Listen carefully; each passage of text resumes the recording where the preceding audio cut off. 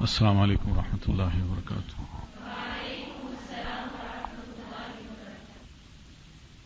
نحمده ونصلي على رسوله الكريم، اما بعد فاعوذ بالله السميع العليم من الشيطان الرجيم، بسم اللہ الرحمن الرحیم۔ قرآن مجید کو اگر ہم پڑھیں تو اس سے پتہ چلتا ہے کہ حضرت ابراہیم علیہ السلام 3 بار فلسطین یا عراق سے ٹریول کر کے مکہ آئے ہیں۔ پہلی بار وہ ہے جب کہ وہ حضرت ہاجرہ اور حضرت اسماعیل ان دونوں کو چھوڑنے کے لیے مکہ آئے اور چھوڑ کے چلے گئے، اور یہ وہ موقع ہے جس کے بارے میں اللہ نے ان کی دعا کوٹ کی ہے کہ ربنا انی اسکنت من ذریتی بواد غیر ذی زرع عند بیتک المحرم، کہ اے ہمارے مولا، میں نے اپنی اولاد کو تیرے شہر میں جو بالکل سنسان ہے، اجاڑ ہے، جہاں کوئی بھی پتا نہیں اگتا، وہاں چھوڑ دیا ہے، جس کے پاس یعنی تیرے گھر کے پاس جو بیت اللہ ہے۔ حضرت ہاجرہ اسماعیل کے ساتھ وہاں رہی ہیں کچھ عرصہ، پھر کچھ عرصے کے بعد حضرت ابراہیم علیہ السلام پھر تشریف لاتے ہیں، اور آ کے جب ملتے ہیں تو دیکھتے ہیں کہ وہی بچہ جو معصوم سا تھا اب چلتا پھرتا ہے، دوڑتا ہے، سمجھدار ہو گیا ہے۔ تو وہاں رہے، 1-2 روز کے اندر ہی خواب دیکھا اور بیٹے سے کہا انی ارا فی المنام انی اذبحک فانظر ماذا تری، کہ بیٹا میں نے خواب دیکھا ہے کہ میں تمہیں ذبح کر رہا ہوں، تمہاری کیا رائے ہے؟ تو بچے نے یہ جواب دیا کہ یا ابت افعل ما تؤمر، ابا جان جو اللہ نے آپ کو حکم دیا ہے اس کو کر ڈالیے، ستجدنی انشاءاللہ من الصابرین، آپ مجھے انشاءاللہ صبر کرنے والوں میں سے پائیں گے۔ یہ دوسرا موقع ہے۔ پھر تیسرا موقع وہ ہے جو درمیان میں سے ایک اور موقع بھی ہے جو حدیث میں آتا ہے۔ وہ موقع یہ ہے کہ حضرت ابراہیم علیہ السلام مکہ تشریف لائے تو پوچھتے پاچھتے یہ اس گھر میں گئے جہاں اسماعیل رہتے تھے۔ تو وہاں جا کے جب دروازہ ناک کیا تو خاتون خانہ جو تھی انہوں نے حضرت ابراہیم علیہ السلام کو ویلکم کیا، بٹھایا، پوچھا کہ اسماعیل یہاں رہتا ہے؟ ان کا ہاں۔ کہاں گئے؟ ان کا شکار کے لیے گیا۔ تو پوچھا کیسا ہے وہ؟ تو خاتون خانہ نے شکایت کی کہ بڑا مشکل گزارا ہے، بہت مشکل ہو رہی ہے۔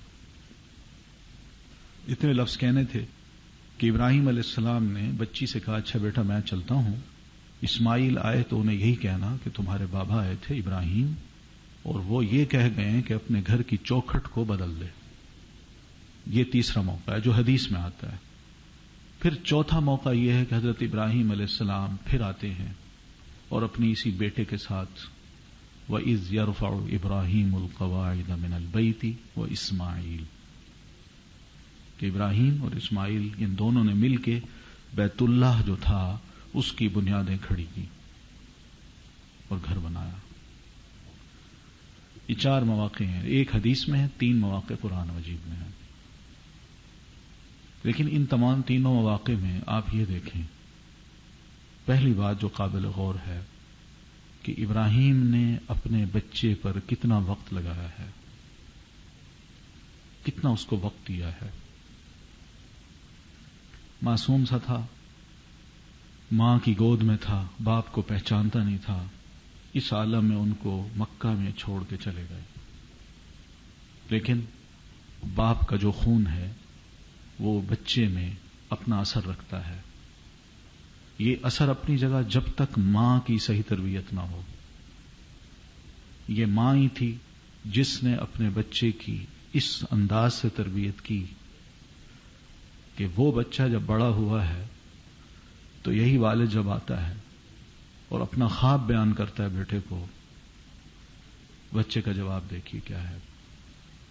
پہلا انداز تو یہ ہے کہ یا بنیا، میرے بیٹے، انی ارا فی المنام، میں نے خواب دیکھا ہے کہ انی اذبحک، میں تمہیں ذبح کر رہا ہوں، فانظر ماذا تری، تمہاری کیا رائے ہے؟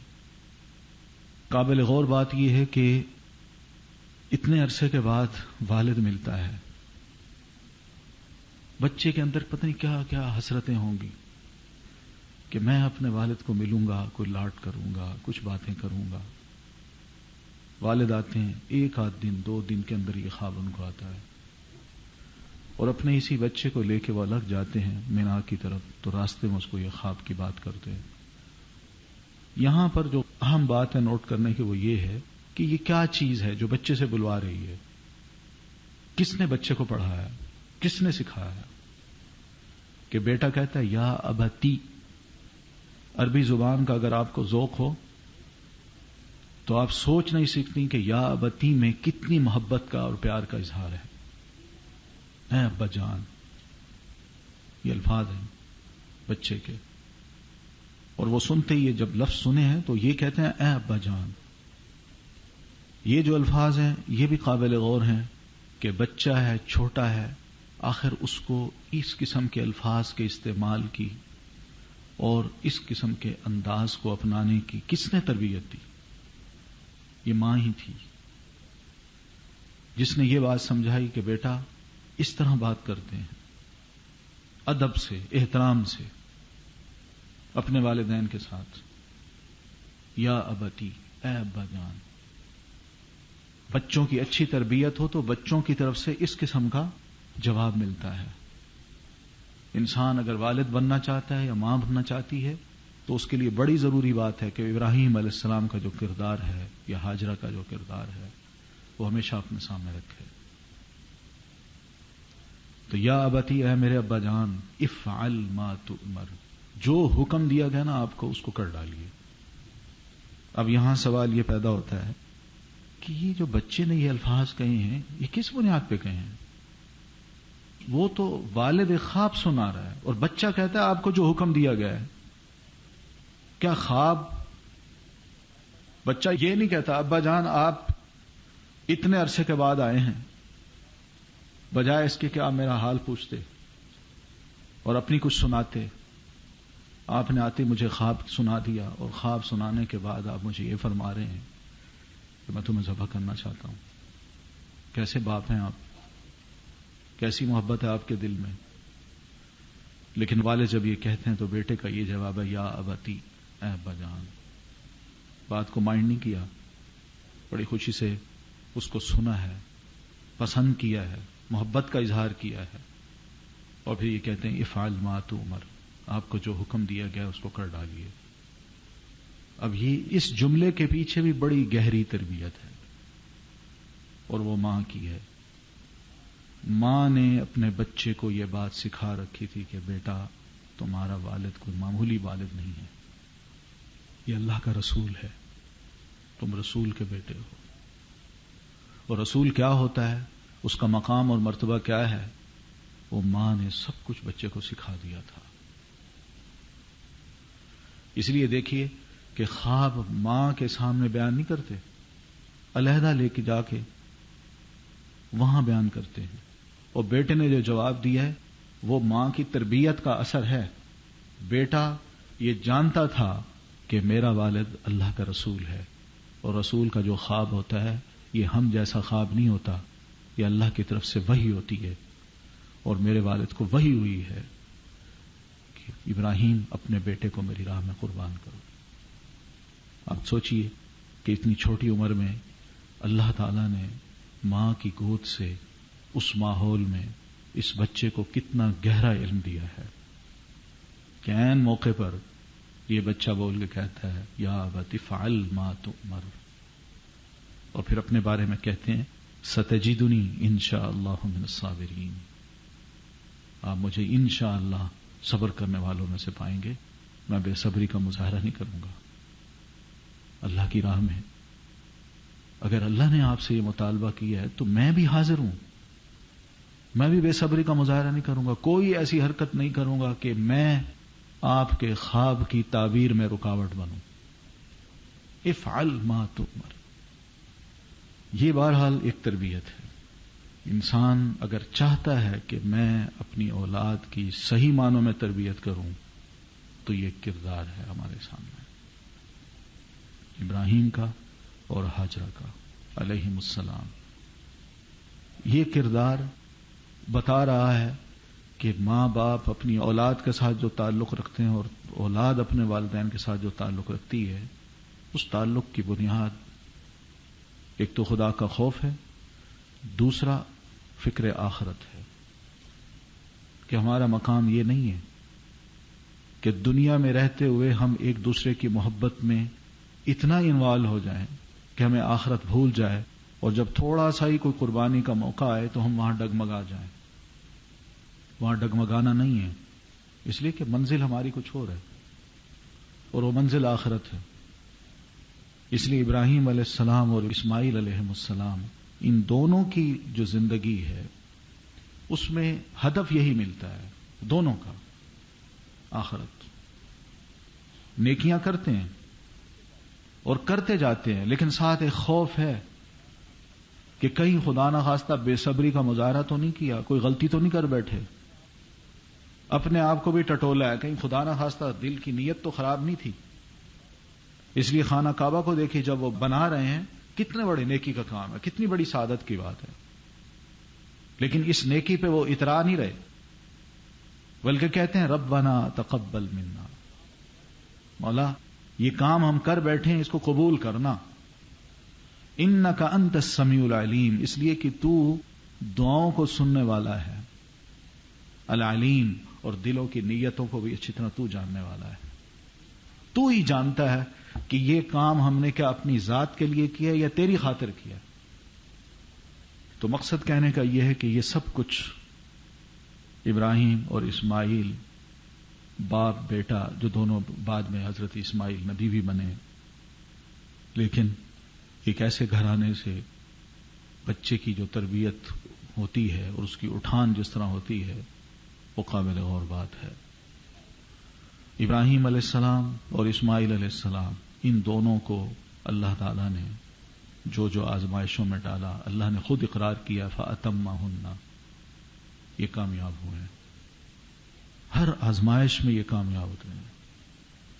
قربانی اسی چیز کا نام ہے کہ انسان کے دلوں میں جو بت بیٹھے ہیں نا، محبت کے، دنیا کی محبت، اولاد کی محبت، مال کی محبت، جاہ کی محبت، برادری کی محبت، حسب اور نسب کی محبت، ان تمام محبتوں کو جو دکھاوے کی ہیں، جو صرف دنیا میں ہی رہتی ہیں اور دنیا میں ہی مر جاتی ہیں، جن کا آخرت سے کوئی تعلق نہیں، ان تمام کو ذبح کرنا ہے، ذبح، یہ قربانی ہے۔ ابراہیم نے دی، اسماعیل نے دی، اور اسی چیز کو اللہ تعالیٰ نے ہمارے رسول صلی اللہ علیہ وسلم کو بھی فرمایا کہ اللہ کے رسول آپ بھی فاتبع ملت ابراہیم حنیفا، آپ بھی ابراہیم علیہ السلام کا جو طریقہ تھا اسی کو اپنائیے، ہمیں یہی پسند ہے اور کچھ نہیں۔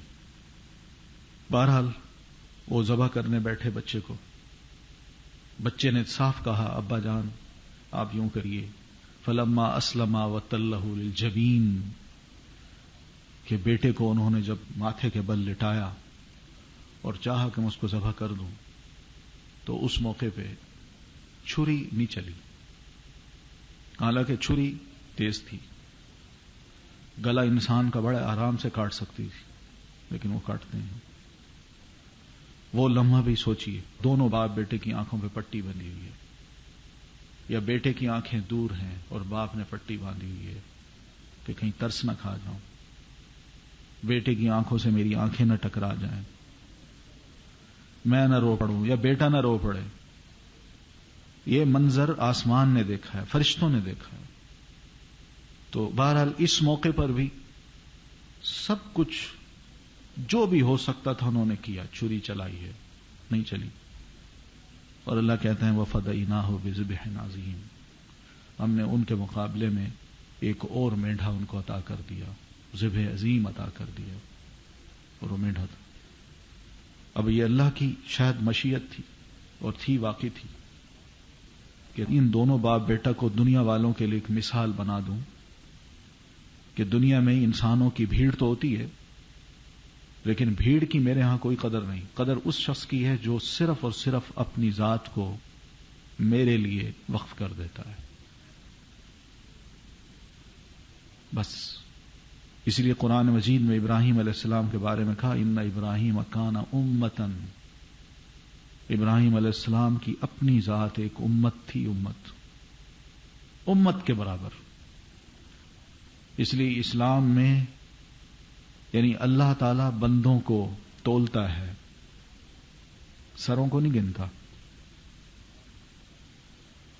اسلام میں افراد کو تولا جاتا ہے، بس افراد کو گنا نہیں جاتا، کتنے جھمگھٹے ہیں، کتنی بھیڑ ہے ان کے ساتھ نا۔ جو کام کے لوگ ہیں نا، اللہ ان کو جانتا ہے، بس ان کو چنتا ہے، اور ان کی بڑی قیمت ہوتی ہے، بہت بڑی قیمت ہوتی ہے۔ آپ نے قرآن مجید میں پڑھا ہوگا، پڑھ بھی رہی ہیں کہ مختلف قوموں کے اللہ تعالیٰ نے جو حالات بیان کیے ہیں، قوموں کے مقابلے میں ایک فرد واحد ہے اللہ کا رسول، آخر میں اللہ اس کو بچا لیتا ہے اور اس کی ساری قوم کو بالکل کچرا سمجھ کے ختم کر دیتا ہے، اس کی کوئی وقت ہی نہیں، وقت ہے تو اسی انسان کی ہے۔ تو ابراہیم علیہ السلام نے اسماعیل علیہ السلام کو ذبح کرنا چاہا تو چھری نہیں چلی، اللہ کی مشیت اس میں یہ تھی کہ یہ اسماعیل نہیں ہے، ان کا ذبح کرنا کو اتنا، یہ تو ایک آزمائش تھی جس میں ہم نے گزار دیا، اصل بات یہ کہ ہم نے ان کو ذبح کیوں نہیں کروایا؟ وہ اس لیے نہیں کروایا کہ ہم نے ان کی پشت سے محمد الرسول اللہ صلی اللہ علیہ وسلم کو پیدا کرنا ہے، اور اللہ کے رسول صلی اللہ علیہ وسلم اسماعیل علیہ السلام کی اولاد میں سے ہیں، انہی کے پشت کو آگے چلانا تھا۔ اولاد ابراہیمی جو ہے وہ جہاں اسحاق علیہ السلام کی اولاد سے حضرت یعقوب ہیں، اور پھر یعقوب سے آگے سارے بنو اسرائیلی ہیں، اسی طرح ابراہیم علیہ السلام کی اولاد میں جو اسماعیل ہیں ان کی اولاد سے یہ سب بنو اسماعیلی ہیں، سب عرب نسلیں چلائی ہیں اللہ نے۔ کیوں؟ صرف ایک باپ کی بڑی قربانیوں کی وجہ سے۔ ان قربانیوں کا یہی نتیجہ تھا کہ اللہ نے دنیا میں ہی، زندگی میں ہی ابراہیم علیہ السلام کو یہ کہہ دیا تھا کہ انی جاعلک للناس اماما، کہ ابراہیم میں تمہاری ان کامیابیوں کی وجہ سے اتنا خوش ہوں، اتنا خوش ہوں، بار بار میں نے تمہیں آزمایا ہے اور ہر آزمائش پہ تم پورا اترے ہو، میں اتنا خوش ہوں کہ دنیا میں تمہیں یہ ریوارڈ دیتا ہوں کہ انی جاعلک للناس اماما، قیامت تک آنے والے جو لوگ ہیں ان کا امام میں تمہیں بنا رہا ہوں۔ ابراہیم علیہ السلام واقعی امام ہیں، وہ اس اعتبار سے کہ ان کی نسل سے ہی اللہ تعالی نے آئندہ سب نبی اور رسول بھیجے ہیں، جتنے بھی رسول ہیں، عیسیٰ علیہ السلام کو دیکھ لیں، موسیٰ علیہ السلام کو دیکھ لیں، ہمارے رسول صلی اللہ علیہ وسلم کو دیکھ لیں، سب کیا ہیں؟ ابراہیم علیہ السلام کی نسل سے ہیں۔ تو امامت اور سیادت جو ہے وہ حضرت ابراہیم علیہ السلام کو آج تک ملی۔ یہ دنیا کے یہ تین بڑے مذاہب ہیں، کرسچینٹی، جودائزم اور اسلام، تینوں ابراہیم علیہ السلام کا اتنا احترام کرتے ہیں سب۔ تو بہرحال ابراہیم علیہ السلام کا یہ طریقہ جو تھا اللہ کو بہت پسند آیا، اور پھر اسی طریقے کو اللہ تعالیٰ نے آئندہ ان کے جو فالوورز تھے یا مسلمان جو تھے ان میں جاری و ساری کر دیا، مطالبہ کیا کہ تم بھی اس قسم کی قربانی دو۔ اور قرآن مجید میں اللہ نے کہا لِكُلِّ أُمَّةٍ جَعَلْنَا مَنْسَكًا، ہم نے پھر ہر امت کے لیے قربانی کا ایک طریقہ مقرر کر دیا۔ قربانی دیتے تھے لوگ، نبی علیہ السلام کی آمد سے پہلے جتنے بھی اللہ کو ماننے والے تھے، تعلیمات کو ماننے والے تھے، انہوں نے اپنے اندر قربانی کا جو بھی طریقہ اس وقت تھا اس کو جاری و ساری رکھا، اور یہی طریقہ ہماری امت میں بھی اللہ نے رکھا ہے، اور ہم سے بھی مطالبہ کیا ہے کہ تم بھی قربانی دو۔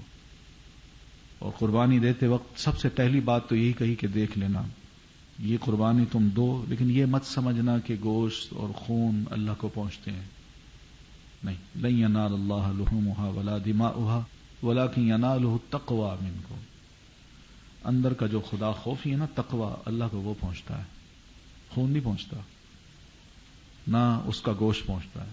لوگ کرتے تھے، خانہ کعبہ کے پاس آ کے ذبح کرتے، اس کا خون جمع کر کے خانہ کعبہ کی دیواروں پہ ملتے تھے، اور جو گوشت ہوتا تھا وہ کچھ وہاں ٹانگ دیتے تھے، اور سمجھتے تھے کہ اس طرح کیا ہے، ہمارا خون، ہماری قربانی اور گوشت یہ سب اللہ کو پہنچ گیا۔ اللہ نے کہا یہ سب دکھاوے کا کام ہے، مجھے یہ نہیں چاہیے کہ لوگ یہ کہیں میں نے اتنے ہزار کا بکرا خریدا، اتنے ہزار کی گائے بیچی، اور فلاں نے اتنے ہزار کا بکرا قربان کیا. نہیں، مجھے کیا چاہیے؟ وَلَٰكِن يَنَالُهُ التَّقْوَىٰ مِنكُمْ، تمہارے دل کے اندر جو خدا خوفی ہے، تقویٰ ہے، وہ چاہیے. پہلی بنیادی بات تو یہی ہے. پھر اس کے بعد دوسری بات یہ ہے کہ جب یہ قربانی ہم نے کرنی ہے تو اس جذبے کے ساتھ کرنی ہے کہ سنت ابراہیمی کو ہم نے زندہ کرنا ہے. یہ جذبہ ہونا چاہیے. تو یہ ایک سمبل کے طور پہ اللہ تعالیٰ نے ہم سے مطالبہ کیا ہے کہ ہم بھی اللہ کی راہ میں اسی جذبے کے ساتھ قربانی پیش کریں. گویا کہ ایک ٹوکن ہے اللہ کی بارگاہ میں، اللہ یہ جو بکرا ہے اس کو میں ذبح تو کر رہا ہوں ایک ٹوکن کے طور پہ، جس کا دوسرا مطلب یہ ہے کہ تیرا یہ مطالبہ ہے کہ میں قربانی کروں. یہ تھوڑی سا ایک ٹوکن ہے. آئندہ زندگی میں کبھی بھی کسی بھی قسم کی قربانی تیرے نام کے لیے مجھے دینی پڑی تو میں حاضر ہوں.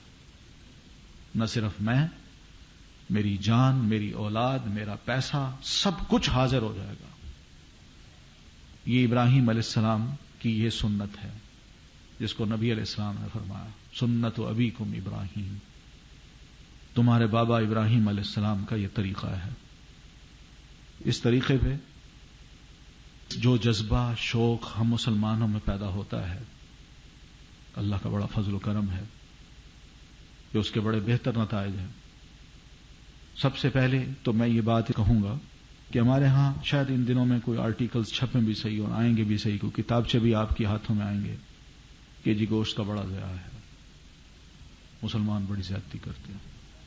مسلمانوں کو چاہیے کہ بجائے بکرے کاٹنے کے پیسے جو ہے نا وہ غریبوں کے ہاتھوں میں دے دیں. یہ اس قسم کی باتیں کرتے ہیں، لوگ قائل ہو جاتے ہیں ہاں یہ بات صحیح ہے، قربانی کی کیا ضرورت ہے. پہلی بات یہ ہے کہ یہ بات یاد رکھیے، قربانی کرنا ہی ضروری ہے، پیسے دینا ضروری نہیں ہے. حدیث میں آتا ہے نبی علیہ الصلوۃ والتسلیم نے غریبوں کی مدد کے لیے مسلمانوں سے یہ کہا تھا کہ تم ان کو قربانی کا جانور دے دو. آپ چاہتے تو پیسے بھی دلوا سکتے تھے، لیکن وہ عید کا دن تھا تو آپ نے فرمایا تھا کہ تم ان کو قربانی کا جانور دو یا قربانی کر کے اس کا گوشت پہنچا دو. ایک دو واقعات ایسے ہیں حدیث میں ملتے ہیں.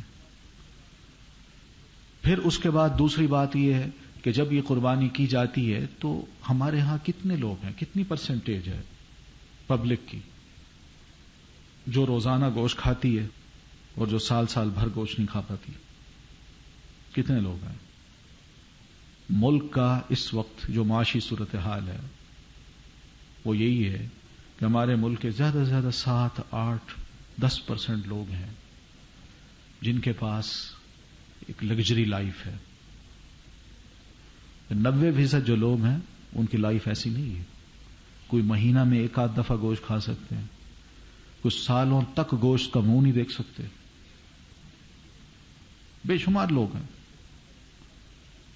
یہ بڑی بڑی کوٹھیوں میں رہنے والے یہ کیا جانیں، وہ اتنا فلسفی تو پیش کر سکتے ہیں کہ جی گوشت کا ضیاع ہے، لیکن ان کو کیا پتا کہ غربت یا اس ملک میں رہنے والے جو لوگ ہیں ان کے ساتھ ہم لوگ کیا کیا زیادتیاں کر رہے ہیں. پیسے کی صحیح منصفانہ تقسیم نہیں، اور بھی بہت سی چیزیں جن کی انصاف کے ساتھ تقسیم نہیں ہے ہمارے ہاں. اب رہی صحیح یہ جو باقی دین کی باتیں ہیں، ان کے بارے میں اس قدر فلسفیانہ باتیں کر کے لوگوں کو کہا جائے کہ یہ گوشت کا ضیاع ہے، یہ تو غریب سے دشمنی ہے. کیا یہ گوشت غریب کے ہاں جائے، سال میں جس کے پاس جو ہمت ہی نہیں پڑتی جس کو کھانے کی، اس کے ہاں یہ چلا جائے، وہ کھا نہیں سکے گا، اس کے بچے نہیں کھائیں گے، لوگ سکھا کے اس کو سٹور نہیں کر لیں گے، آئندہ 2-2, 3-3 ماہ تک نہیں کھاتے رہیں گے. کیا ان کی ایک مالی خدمت نہیں ہے؟ کتنے لوگ ہیں؟ اس کے مقابلے میں ہم نے کبھی سوچا کہ ہم چھوٹی سی دعوت پہ 5 اسٹار ہوٹل پہ لوگوں کو بلوا لیتے ہیں اور وہاں ان کو گوشت پتہ نہیں کیا کیا مینیو ہوتا ہے کھلاتے ہیں جو بالکل بے مقصد ہے، صرف اپنی ناموری، اپنے دوستی کا ایک حلقہ بنانا. وہاں گوشت کا ضیاع نہیں ہوتا. اور پھر کھاتا کون ہے؟ کیا غریبوں کو ہم بلاتے ہیں؟ ان لوگوں کو بلاتے ہیں جو ہماری ہی سٹیٹس کے لوگ ہوں. انہیں کو ہم کہتے ہیں کہ آئیے. تو غریب تو بیچارہ ہر صورت میں مارا جاتا ہے نا. تو معاشرے میں یہ لوگ ہیں، بے شمار لوگ ہیں، بے شمار خاندان ہیں. گوشت ان کے ہاں پہنچے وہ کھائے گا. پھر اس کے بعد دوسرا اس کا فائدہ یہ بھی ہے کہ جب یہ ذبح ہوتا ہے تو کتنے قصاب ہیں جو بڑی مشکل سے اپنا گزارا کرتے ہیں، ان کو ان دنوں روزگار مل جاتا ہے. وہ بھی ذبح کرتے ہیں روزانہ 3 4 8 بکریاں ذبح کر کے کچھ پیسہ بنا لیتے ہیں. ان کا بھی 2 4 مہینے کا اچھا گزارا ہو جاتا ہے. کتنے ہزاروں لاکھوں ہوتے ہیں لوگ جو شہر بھر میں پھیل جاتے ہیں اور اس طرح کچھ پیسے جمع کرتے ہیں، اپنے بچوں کا اپنا پیٹ پالتے ہیں.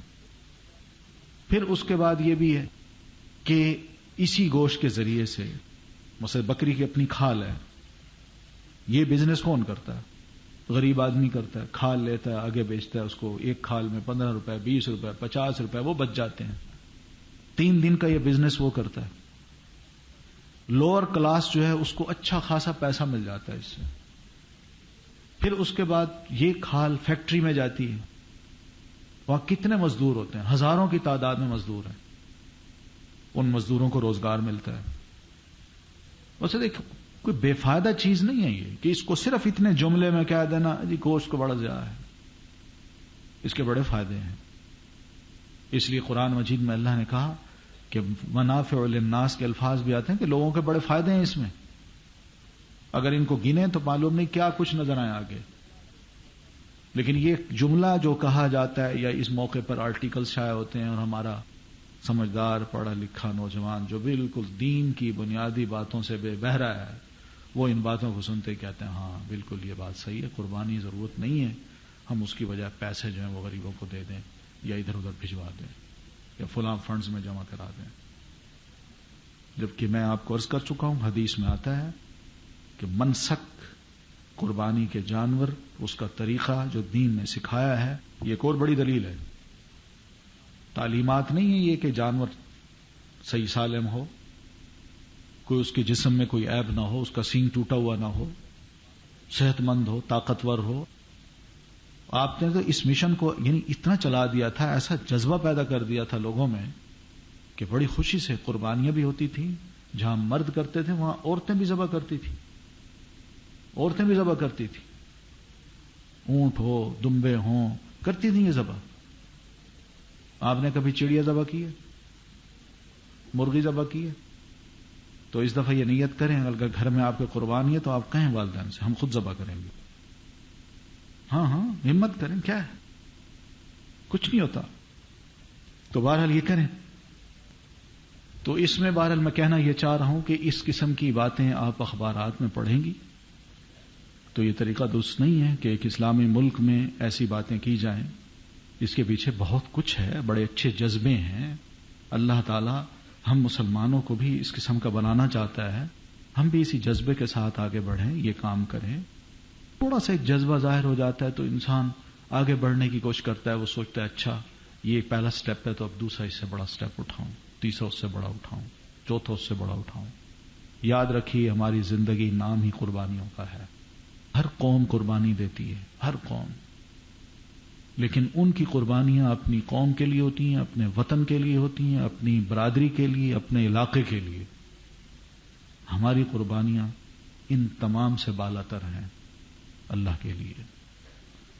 آپ وقت کی قربانی دے رہی ہیں، اپنی صلاحیتوں کو لگا رہے ہیں اس طرف، اور والدین آپ کی قربانی دے رہے ہیں. یہ معمولی بات نہیں ہے، یہ بھی اللہ کے ہاں بہت بڑا اجر رکھتی ہیں یہ چیزیں. اس لیے دین کے کام کو ہر اعتبار سے ہمیں اہمیت دینی چاہیے، ہر اعتبار سے.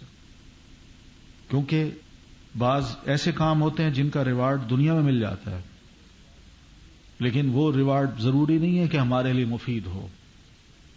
لیکن آخرت کا جو ریوارڈ ہے وہ واقعی اس نیت سے ملتا ہے کہ جبکہ آدمی یہ ہر وقت قربانی کا جذبہ اپنے اندر رکھے. آپ نے پڑھا ہے پہلے پارے میں کہ اہل ایمان متقی وہ لوگ ہیں یؤمنون بالغیب ویقیمون الصلاۃ ومما رزقناہم ینفقون، کہ جو کچھ ہم نے ان کو رزق دیا ہے اس کو بھی وہ اللہ کی راہ میں خرچ کرتے ہیں. یہ رزق کیا ہے؟ رزق کا مطلب صرف پیسہ نہیں ہے. رزق کا مطلب آپ کی جو صلاحیت ہے، آپ کے پاس جو صلاحیت ہے اس کو بھی اللہ کی راہ میں خرچ کیجیے، لگائیے. یہ مطالبہ ہے دین کا، شروع میں ہی مطالبہ ہے. باصلاحیت لوگ آگے آنے چاہیے. اسلام کو ضرورت ہے باصلاحیت لوگوں کی، انٹلیکچوئلز کی. وہ آئیں گے، کام کریں گے تو یہ دین پھیلے گا، دوسروں کی سمجھ میں آئے گا. اگر بالکل یہ نہیں، وہ لوگ جو معاشرے میں کوئی کردار نہیں ادا کر سکتے، جو نابینا ہیں، اندھے ہیں، ڈل ہیں، لولے ہیں، لنگڑے ہیں، ہم ان کو بنا دیں حافظ صاحب، اور جو صحیح ستھرے لوگ ہیں، صاف ستھرے، ان کو اور طرف لگا دیں، تو دین کے لیے کس کی صلاحیتیں وقف ہوں گی؟ تو مما رزقناہم ینفقون کا ایک مطلب یہ ہے جہاں پیسہ آپ خرچ کرتے ہیں وہاں صلاحیت کو بھی اللہ کی دین سمجھیے. اللہ کہتے ہیں مما رزقنا، ہم جو رزق دیتے ہیں ان کو ہم. تو اللہ نے ہمیں پیسہ بھی دیا، صلاحیت بھی دی. تو جہاں پیسہ ہم لگاتے ہیں وہاں ہم ضرور اپنی صلاحیت کو بھی وقف کریں، اور اس صلاحیت میں بھی پوری دیانتداری ہو، پوری کوشش ہو، یعنی ایکیوریسی ہو اس میں. یہ دھیان کیجیے. یہ نہ ہو کہ بس جھاڑو دے دیا اور گھر کے باہر کا گن پھینک دیا، میرا گھر تو صاف ہے. نہ، پوری طرح اچھی طرح اپنے آپ کو وقف کرنا ہے، سوچنا ہے. اس لیے کہ قرآن مجید میں اللہ نے کہا کہ ہر بندہ کوشش کرتا ہے وَأَنَّ سَعْيَهُ سَوْفَ يُرَى، ہم اس کی سعی کو بھی دیکھیں گے، اس کی دیکھی جائے گی، چیک کی جائے گی کہ اس کی یہ کوشش کس کے لیے ہے، کتنی ہے، کتنا اس نے اپنے آپ کو لگایا اس میں. سوف یرا، یہ لفظ ہیں ڈرانے والے ہیں. تو پھر تیسری بات جو رزقناہم ینفقون سے پتہ چلتی ہے وہ ہمارا وقت ہے. وقت بھی اللہ کی بڑی دین ہے. یہ جو زندگی اللہ نے ہمیں دے رکھی ہے یہ صرف ایک بار ملے گی، دوبارہ نہیں ملنی. اور اس کو بھی غنیمت سمجھ کے انسان اس کے وقت کا صحیح استعمال کرے، لگا دے اس کو اس طرف. اس لیے کہ وقت کے بارے میں بھی حدیث میں آتا ہے، ہم پوچھیں گے تم نے اپنی جوانی کیسے خرچ کی، ہم نے تمہیں اتنا وقت دیا، کیسا اس کا صرف کیا تم نے. یہ بھی قربانیاں ہیں. ہم اگر 16 گھنٹے 18 گھنٹے کام کرتے ہیں، یقین مانیے چلیں 16 گھنٹے اپنی ذات کے لیے کر لیں اور 2 گھنٹے دین کے لیے کریں، تب بھی یہ دین بڑی تیزی سے آگے پھیل سکتا ہے. لیکن مسئلہ یہ ہے کہ ہمارے پاس ہر چیز کے لیے وقت ہے، ہر کام کے لیے وقت ہے، حتیٰ کہ اپنا وقت ضائع کرنے کے لیے بھی ہمارے پاس وقت ہے. لیکن اگر وقت نہیں ہے تو اس کے لیے نہیں ہے. تو مما رزقناہم میں بھی قربانیوں کا مطالبہ ہے. تو بہرحال یہ عید الاضحیٰ جو آ رہی ہے، اس مناسبت سے یہ چند ایک باتیں تھیں جو میں نے آپ سے عرض کی ہیں. تو انشاءاللہ کوئی سوال اگر ہوں آپ کے ذہن میں قربانی سے متعلق یا عید جو آ رہی ہے اس سے متعلق، تو پھر میں کسی وقت حاضر ہوں گا، اس وقت انشاءاللہ آپ کو میں جواب دے دوں گا. یہیں تک اتفاق کرتے ہیں. اقول قولی ھذا واستغفر اللہ لی ولکم ولسائر المسلمین برحمتک یا ارحم الراحمین. السلام علیکم ورحمۃ اللہ.